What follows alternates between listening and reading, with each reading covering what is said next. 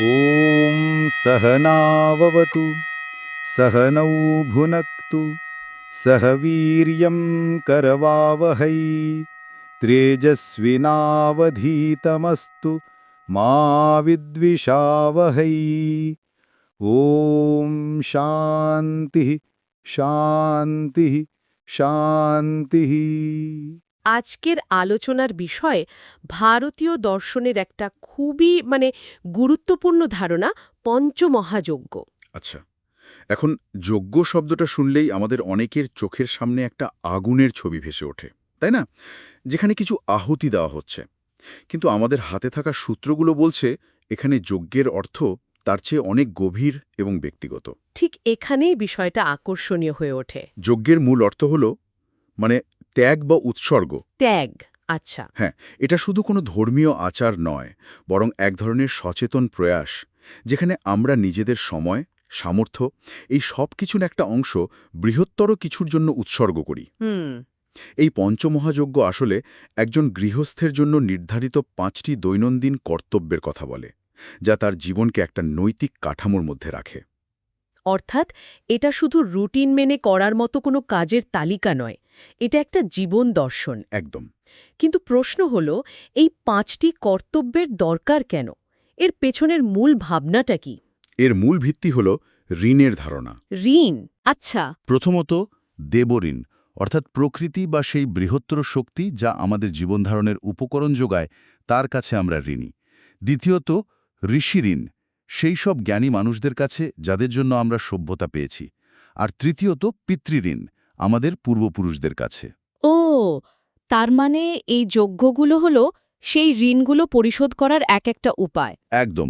ওই 3টি ঋণের সঙ্গে আরও 2টি কর্তব্য, সমস্ত জীবজগতের প্রতি আর সমগ্র মানব সমাজের প্রতি, এই দুটো যুক্ত হয়ে পঞ্চমহাযজ্ঞের ধারণাটি পূর্ণতা পায়। এটা আসলে এক ধরনের নৈতিক জীবনযাপনের ব্লুপ্রিন্ট। বেশ, তাহলে চলুন এই 5টি যজ্ঞকে এক এক করে একটু গভীরে গিয়ে দেখি। প্রথমটা হলো দেবযজ্ঞ। সূত্র অনুযায়ী এর অর্থ হল প্রকৃতির প্রতি কৃতজ্ঞতা। প্রথাগতভাবে হয়তো অগ্নিহোত্র বা সূর্য বন্দনার মতো আচারের কথা বলা হয়। কিন্তু আজকের দিনে দাঁড়িয়ে এই ধারণাটা কতটা প্রাসঙ্গিক? এখন তো আমরা ক্লাইমেট চেঞ্জ বা পরিবেশ দূষণ নিয়ে কথা বলি। সমস্যা হিসেবে দেখি, যার সমাধান করতে হবে। ঠিক। কিন্তু দেবযজ্ঞের দর্শনটা শুরু হয় সম্পূর্ণ অন্য জায়গা থেকে। এটা প্রকৃতিকে সম্পদ বা সমস্যা হিসেবে দেখে না, বরং এক জীবন্ত সত্তা হিসেবে দেখে, যার কাছে আমরা ঋণী। এই সম্পর্কটা আইনি নয়, এটা কৃতজ্ঞতার সম্পর্ক। তার মানে মানসিকতার একটা মৌলিক পরিবর্তন, প্রকৃতিকে ম্যানেজ করার বদলে তার সঙ্গে একটা সংযোগ অনুভব করা। ঠিক তাই। যখন একজন ব্যক্তি সকালে সূর্যকে দেখে তার দিন শুরু করার জন্য কৃতজ্ঞতা জানায়, বা জল ব্যবহার করার আগে তার উৎসকে স্মরণ করে, তখন তার মধ্যে প্রকৃতির প্রতি একটা গভীর সম্মানবোধ তৈরি হয়। আচ্ছা। আর এই সম্মানবোধ থেকেই দায়িত্ব জন্মায়। তখন আর পরিবেশ রক্ষার জন্য বাইরের আইনের প্রয়োজন হয় না, ভেতরের নৈতিকতাই যথেষ্ট। এই যে প্রকৃতির সঙ্গে একটা গভীর সম্পর্কের কথা বলা হলো, এই সম্পর্কটা তো আরও মজবুত হয় জ্ঞানের মাধ্যমে। আমরা জগৎকে যেভাবে বুঝি বা দেখি, সেই জ্ঞান তো আকাশ থেকে পড়েনি। না, একেবারেই না। এটা হাজার হাজার বছর ধরে চলে আসা একটা ধারার ফল। এখানে কি ঋষিযজ্ঞের ধারণাটা চলে আসছে? একেবারে সঠিক জায়গায় ধরেছেন। দেবযজ্ঞ যদি প্রকৃতির সঙ্গে আমাদের সংযোগ স্থাপন করে, তাহলে ঋষিযজ্ঞ আমাদের জ্ঞানের জগতের সঙ্গে যুক্ত করে। এর একটা ব্যবহারিক দিক হল স্বাধ্যায় বা নিজে পড়াশোনা করা। স্বাধ্যায়? হ্যাঁ, তবে এর অর্থ কিন্তু শুধু বই পড়া নয়। তাহলে স্বাধ্যায়ের অর্থ আরও ব্যাপক? এটা কি শুধু বেদ বা উপনিষদের মতো ধর্মগ্রন্থ পড়ার মধ্যেই সীমাবদ্ধ? না, একেবারেই না। এর ধরুন 3টে স্তর আছে। প্রথমত, সেই জ্ঞানীদের স্মরণ করা যাদের সাধনার ফলে আমরা জ্ঞান পেয়েছি, সেটা বিজ্ঞান, দর্শন বা কলা যাই হোক না কেন। দ্বিতীয়ত, সেই জ্ঞানকে নিজে অধ্যয়ন করে আত্মস্থ করা। আর তৃতীয়ত, এবং সবচেয়ে গুরুত্বপূর্ণ হল, সেই অর্জিত জ্ঞানকে পরের প্রজন্মের কাছে পৌঁছে দেওয়া, অর্থাৎ জ্ঞান চর্চাকে এগিয়ে নিয়ে যাওয়া। তার মানে এটা শুধু জ্ঞান গ্রহণ করা নয়, জ্ঞানকে সচল রাখার একটা দায়িত্ব। অনেকটা রিলে রেসের মতো, যেখানে জ্ঞানের মশালটা একজনের হাত থেকে আরেকজনের হাতে তুলে দিতে হয়। চমৎকার উপমা। এটা ঠিক তাই। আজকের দিনের পরিপ্রেক্ষিতে ভাবুন, আমরা ইন্টারনেটে মুহূর্তের মধ্যে যে কোনো তথ্য পেয়ে যাই, কিন্তু এই জ্ঞান ভাণ্ডার তো একদিনে তৈরি হয়নি। ঠিক। এর পেছনে অগণিত মানুষের অবদান রয়েছে। ঋষিযজ্ঞ আমাদের মনে করিয়ে দেয় যে আমরা শুধু জ্ঞানের গ্রাহক নই, আমরা সেই জ্ঞান শৃঙ্খলের একটা অংশ। এটা অনেকটা আধুনিক যুগের ওপেন সোর্স কালচারের মতো লাগছে। ঠিক বলেছেন। আপনি যেমন অন্যের তৈরি করা সফটওয়্যার বা জ্ঞান ব্যবহার করছেন, তেমনি আপনারও দায়িত্ব সেটাকে আরও উন্নত করে কমিউনিটিকে ফিরিয়ে দেওয়া। জ্ঞান যেমন একটা পরম্পরার মধ্যে দিয়ে আসে, আমাদের নিজেদের অস্তিত্বও তো একটা পরম্পরার ফল। মানে আমরা তো আক্ষরিক অর্থেই আমাদের পূর্বপুরুষের কাঁধে ভর দিয়ে দাঁড়িয়ে আছে। একদম পিতৃযজ্ঞের ধারণাটা কি এখান থেকেই আসে? ঠিক তাই। পিতৃযজ্ঞ আমাদের নিজেদের শিকড়ের সঙ্গে যুক্ত করে। এর মূল ভাবনাটা হলো অস্তিত্বের স্বীকৃতি। আমরা কোথা থেকে এসেছি তা ভুলে না যাওয়া। আমাদের জন্ম, বংশপরিচয়, বেড়ে ওঠা সব কিছুর পেছনেই আমাদের পূর্বপুরুষদের অবদান রয়েছে। কিন্তু এখানে একটা প্রশ্ন আসে। আজকের দিনে যেখানে নিউক্লিয়ার ফ্যামিলির চল বাড়ছে এবং অনেকেই নিজের শিকড় থেকে দূরে থাকেন, সেখানে এই পিতৃযজ্ঞের ধারণাটা কি তার প্রাসঙ্গিকতা হারাচ্ছে না? এটাকে কি শুধু একটা পুরনো দিনের আচার, যেমন শ্রাদ্ধ বা তর্পণ বলে মনে হতে পারে না? এটা খুব বাস্তব একটা প্রশ্ন। এখানেই দর্শনের প্রায়োগিক দিকটা দেখতে হবে। হয়তো আচারের রূপটা বদলে যেতে পারে, কিন্তু মূল ভাবনাটা অর্থাৎ কৃতজ্ঞতা এবং সংযোগ কখনোই পুরনো হয় না। আচ্ছা। যখন বয়োজ্যেষ্ঠরা জীবিত থাকেন, তখন তাদের সেবা করা, তাদের সঙ্গে সময় কাটানো, তাদের অভিজ্ঞতা থেকে শেখা, এটাই জীবন্ত পিতৃযজ্ঞ। আর তাদের মৃত্যুর পর তাদের স্মরণ করার অর্থ শুধু আচার পালন নয়, বরং তাদের জীবন থেকে পাওয়া শিক্ষাগুলোকে নিজের জীবনে বয়ে নিয়ে চলা। এটা হতে পারে পারিবারিক ঐতিহ্যকে বাঁচিয়ে রাখা। হ্যাঁ, বা তাদের দেয়া মূল্যবোধকে সম্মান করা। পিতৃযজ্ঞ আমাদের শেখায় যে আমরা বিচ্ছিন্ন দ্বীপ নই, আমরা একটা বহমান নদীর অংশ। তাহলে আমরা প্রকৃতি, জ্ঞান এবং পরিবারের প্রতি আমাদের কর্তব্যের কথা আলোচনা করলাম, কিন্তু আমাদের দায়িত্বের গণ্ডি তো শুধু মানুষের মধ্যেই সীমাবদ্ধ নয়। না, সূত্রগুলো বলছে আমাদের কর্তব্য সমস্ত জীবজগতের প্রতিও রয়েছে। এটাই কি ভূতযজ্ঞ? হ্যাঁ, এবং আমার মতে এটাই দর্শনের সবচেয়ে সুন্দর দিকগুলোর একটি। এখানে ভূত শব্দের অর্থ কোনো অশরীরী আত্মা নয়, এর অর্থ জীবসত্তা বা বিং। ও আচ্ছা। এই যজ্ঞ শেখায় যে নৈতিকতার পরিধি শুধু মানুষের জন্য নয়, তা সমস্ত জীবসত্তার প্রতি প্রসারিত।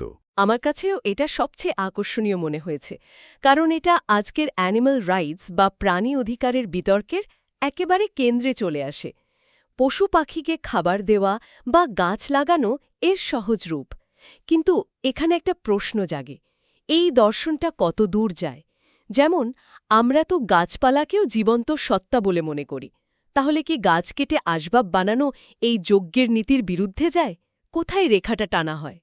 খুব গুরুত্বপূর্ণ প্রশ্ন। এই দর্শনটা চরমপন্থী বা অবাস্তব কোনো পথের কথা বলে না। এর মূল ভিত্তি হল করুণা এবং অপ্রয়োজনীয় হিংসা ত্যাগ করা। করুণা?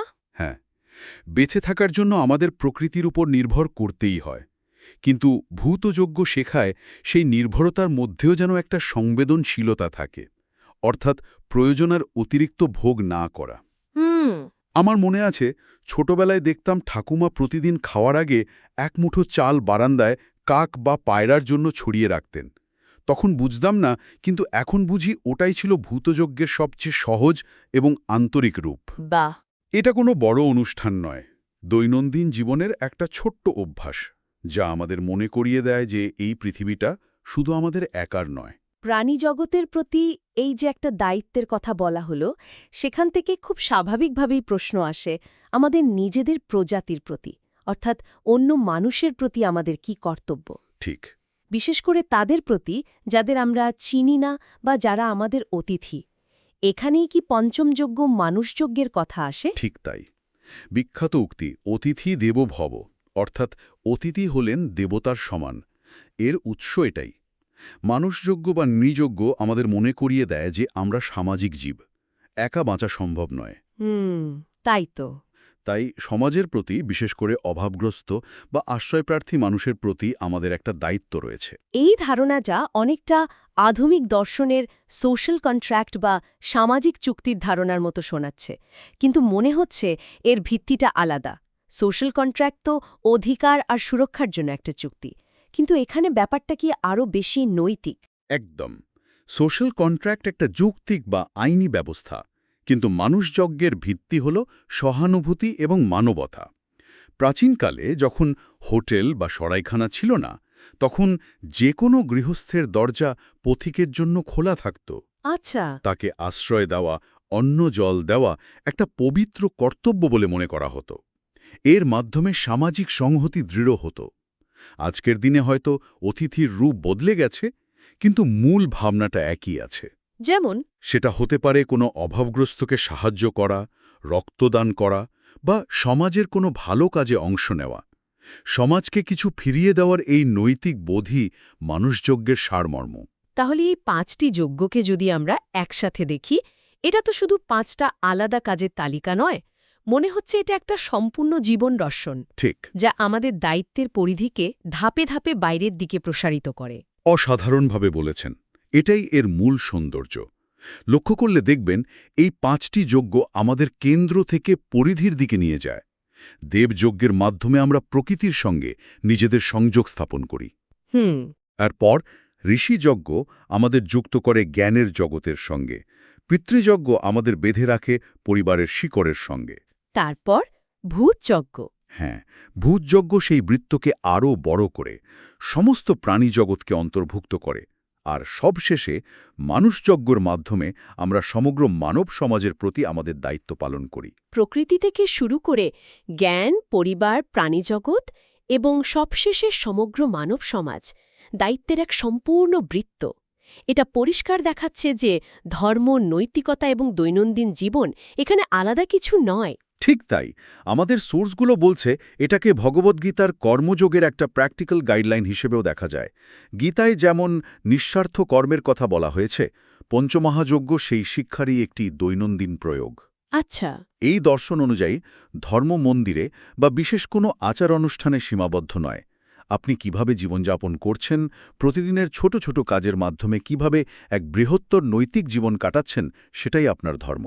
তাহলে আজকের আলোচনা থেকে আমরা দেখলাম পঞ্চমহাযজ্ঞ কেবল 5টি প্রাচীন ধর্মীয় আচার নয়, এটি কৃতজ্ঞতা, দায়িত্ব এবং পারস্পরিক নির্ভরতার এক অসামান্য দর্শন।